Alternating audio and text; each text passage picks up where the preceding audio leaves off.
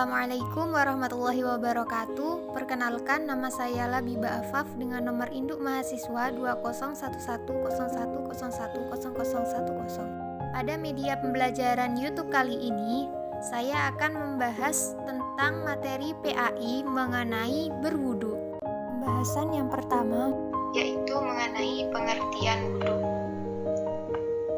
Wudu adalah mensucikan anggota-anggota tubuh untuk menghilangkan hadas kecil. Berwudu ini meliputi membasuh muka dan tangan sampai dengan siku, kemudian membasuh sebagian kepala dan membasuh kaki sampai kedua mata kaki. Wudu merupakan salah satu syarat sahnya sholat. Orang yang belum berwudu dinamakan masih berhadas kecil, yaitu belum suci dari hadas kecil. Jadi untuk menghilangkan hadas kecil tersebut, orang itu harus bersuci dengan berwudu. Selanjutnya yaitu dalil-dalil wudu. Terdapat dalam firman Allah Subhanahu wa taala dalam Al-Qur'an surah Al-Maidah ayat 6 yang artinya, hai orang-orang yang beriman, apabila kamu hendak mengerjakan sholat, maka basuhlah mukamu dan tanganmu sampai dengan siku, dan sapulah kepalamu dan basuh kakimu sampai dengan kedua mata kaki. Dan jika kamu junub, maka mandilah. Dan jika kamu sakit atau dalam perjalanan atau kembali dari tempat buang air atau menyentuh perempuan lalu kamu tidak memperoleh air, maka bertayamumlah dengan tanah yang baik. Sapulah mukamu dan tanganmu dengan tanah itu. Allah tidak hendak menyulitkan kamu, tetapi Dia hendak membersihkan kamu dan menyempurnakan nikmat-Nya bagimu supaya kamu bersyukur. Selanjutnya yaitu dalam sebuah hadis tentang anjuran berwudu, Rasulullah SAW bersabda, la yaqbalullahu sholata ahadikum idza ahdasa hatta yatawaddo. Artinya, Allah tidak menerima sholat salah seorang di antara kamu sampai ia berwudu. Hadis riwayat Bukhari, Muslim, Abu Daud, dan Tirmidzi. Bahasan selanjutnya yaitu tata cara berwudu. Dalam tata cara berwudu ini ada syarat-syarat berwudu, rukun-rukun wudu, sunnah-sunnah wudu, dan juga hal-hal yang membatalkan wudu. Bahasan pertama yaitu mengenai syarat-syarat wudu. Di antaranya, yang pertama, beragama Islam. Orang yang berwudu itu harus dalam keadaan beragama Islam. Dalam artian orang tersebut sudah membaca 2 kalimat syahadat. Yang kedua yaitu mumayyiz, yaitu orang yang sudah dapat membedakan mana yang baik dan mana yang buruk. Yang ketiga yaitu tidak berhadas besar, yaitu orang yang berwudu ini harus suci dari hadas besar, haid dan nifas dan lain-lainnya. Yang keempat, air yang digunakan berwudu ialah air yang suci dan juga mensucikan. Yang kelima yaitu tidak ada sesuatu yang menghalangi sampainya air ke kulit atau anggota wudu seperti cat atau yang sebagainya. Selanjutnya yaitu rukun-rukun wudu. Rukun-rukun wudu diantaranya yaitu yang pertama niat, yaitu niat dalam hati untuk berwudu. Yang kedua membasuh muka. Yang ketiga membasuh kedua belah tangan sampai dengan siku. Yang keempat mengusap sebagian kepala. Yang kelima membasuh kedua kaki sampai dengan mata kaki. Dan yang keenam tertib, yaitu berurutan sesuai dengan urutan tersebut. Itulah bahasan sunnah-sunnah berwudu, diantaranya membaca basmalah pada permulaan berwudu, menggosok gigi, membasuh telapak tangan sampai pergelangan terlebih dahulu, berkumur-kumur dan membersihkan hidung, mengusap seluruh kepala, mengusap kedua telinga, mendahulukan anggota wudu yang kanan daripada yang kiri, membaca doa selesai wudu. Selanjutnya hal-hal yang membatalkan wudu diantaranya adanya sesuatu yang keluar dari perut dengan melalui salah satu dari 2 jalan kotoran, dubur atau kubul, seperti membuang angin atau kentut, membuang air kecil, dan membuang air besar.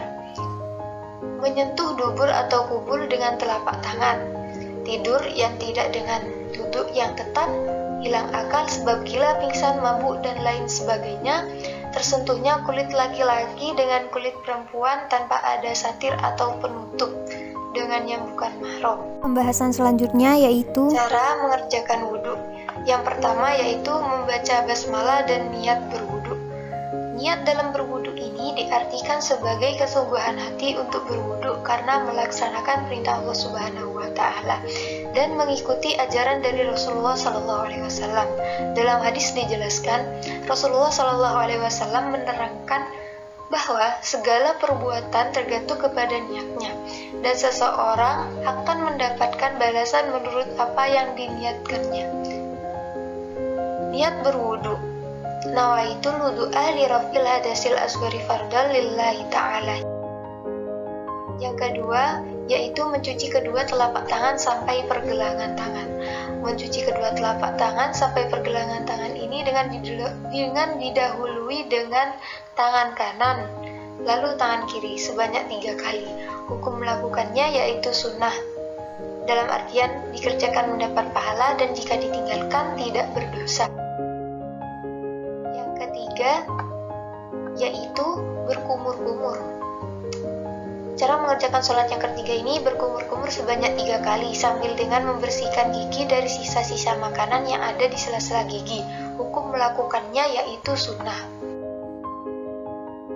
Yang keempat yaitu mencuci lubang hidung. Mencuci lubang hidung sebanyak 3 kali untuk mengeluarkan kotoran yang ada di dalamnya, dan disunahkan pula mencuci lubang hidung dengan cara menghirup air dalam sekali hirup serta mengeluarkannya dengan memencet hidung.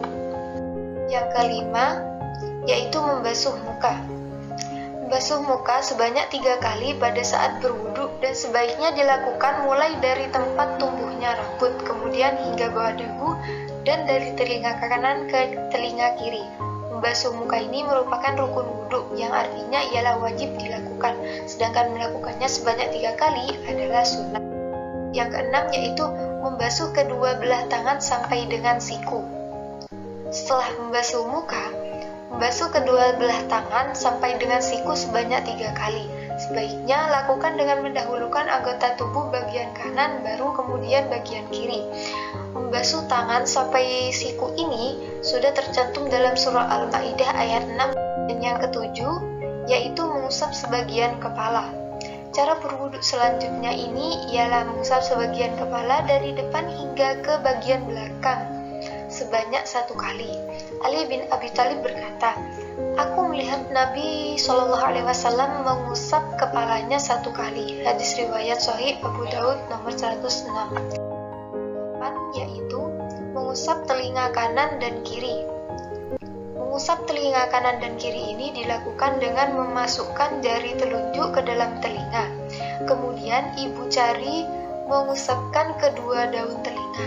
Ketika membersihkan, lakukan gerakan memutar-mutar dimulai dari dalam hingga keluar telinga. Jangan membasuh dengan air yang terlalu banyak agar supaya tidak masuk ke dalam telinga.